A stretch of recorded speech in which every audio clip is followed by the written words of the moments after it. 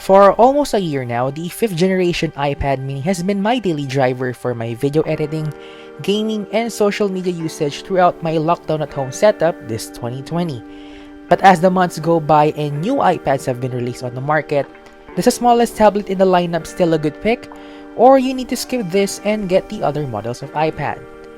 Hey guys, my name is James from Tech M.N.O. This is my almost 1 year review for the iPad mini 5.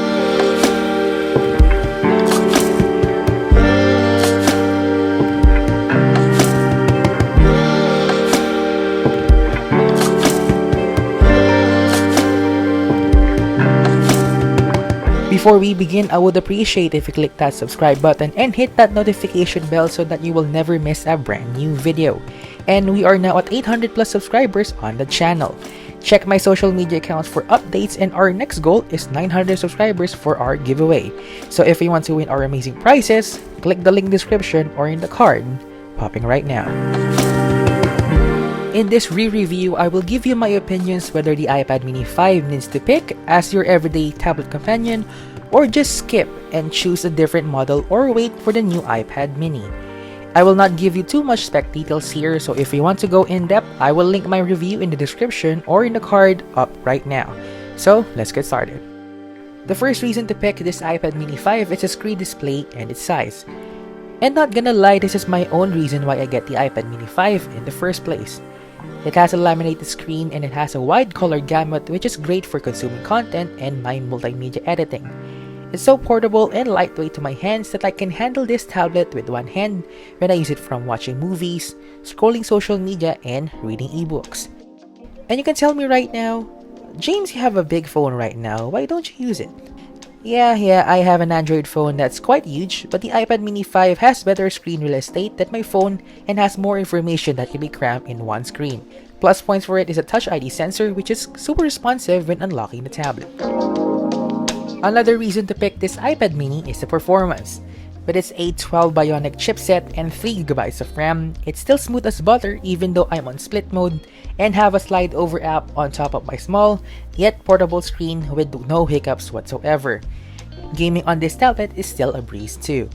Playing basic games to heavy titles like the King of Fighters All-Star and Call of Duty Mobile can handle graphics to ultra or max settings without frame drops or lag while having an easy to handle experience because of its small size.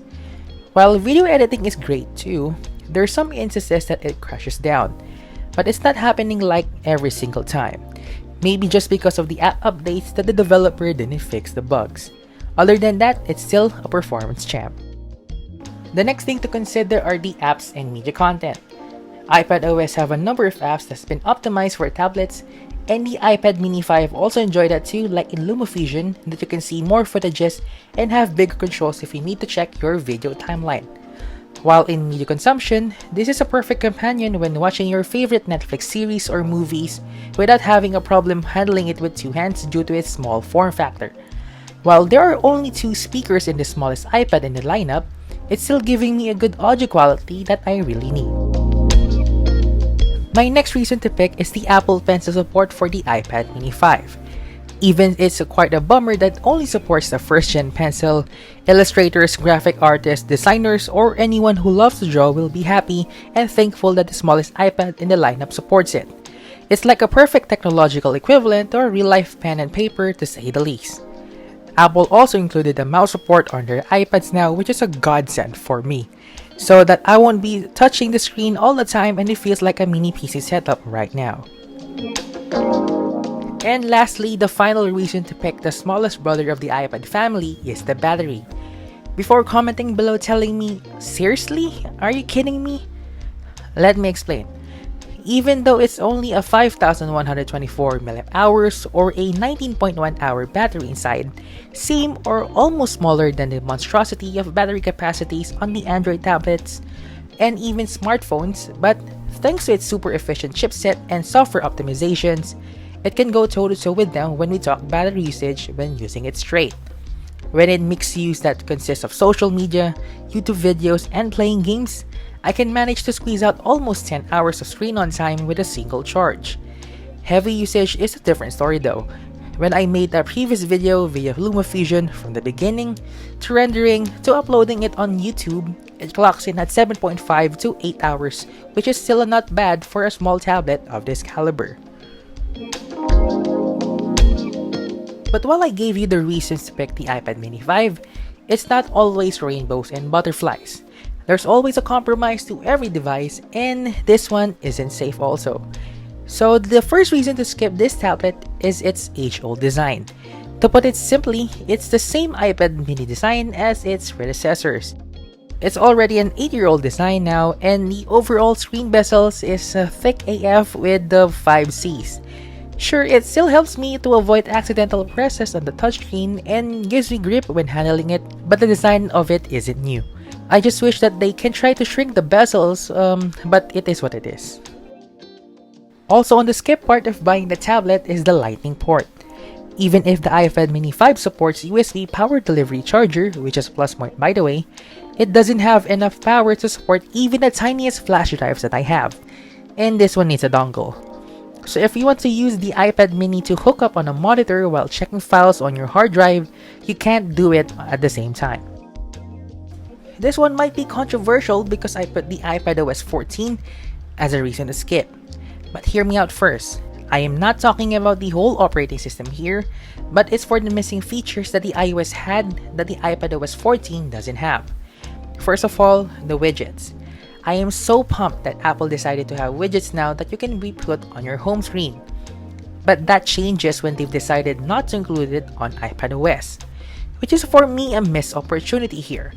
See, you can have that smart stack feature on your home screen looking at your calendar, reminders, and even notes on it, but it's been stuck in the today view and in landscape mode. Like not all people including me use their iPads in landscape mode. I always go portrait mode while browsing the web or on my social media apps, but when watching videos, that's the time I go landscape. And finally, the app gallery. I am so bummed out that this is also not included on iPads. Granted, there's a new spotlight search on it, but for the minimalist people out there that don't want to see a bunch of folders on their screen, they don't have that option for it too. I just wish that Apple will address this in the future update soon. And the last reason to skip the iPad mini 5 is storage and price.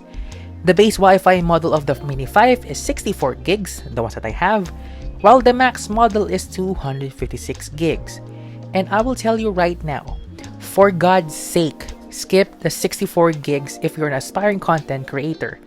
Sure, you can buy an iCloud storage or a wireless storage drive if you have some spare cash. But if you're thinking of getting one, please choose the 256 gig and thank me later. I just wish Apple just put this at 128 gigs as the base storage, or they've just lowered their prices. And speaking of prices, the base Wi-Fi model starts at 23,990 pesos, while the 256 gig is 31,990. A Wi-Fi plus cellular model will add more or less than 10,000 pesos respectively. I will put the prices for US dollars and euros on the screen now, but you can get it at a discounted price, which in my opinion is quite expensive when we check the storage capacity. That's so 2017. I have it in space gray color, but it's also available in white and in gold too. Now the moment you've all been waiting for. Is the iPad mini 5 still worth buying? For almost a year now, I always ask myself if my iPad mini will age early on my usage. Yes, the design is old, thick bezels, not USB-C port, and a lackluster base storage capacity.